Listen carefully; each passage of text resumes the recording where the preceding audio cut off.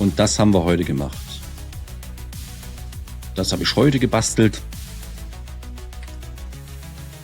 damit die Stadtmauer auch schön weiterführt.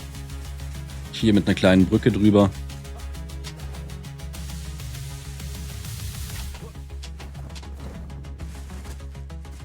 Und von dort aus, man kommt einmal von dem Turm aus, oben raus, oder auch über die Stadtmauer.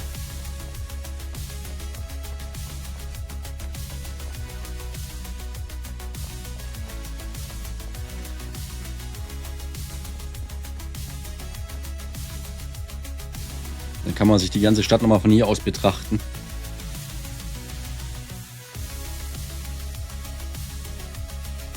Ja, und es wächst und gedeiht.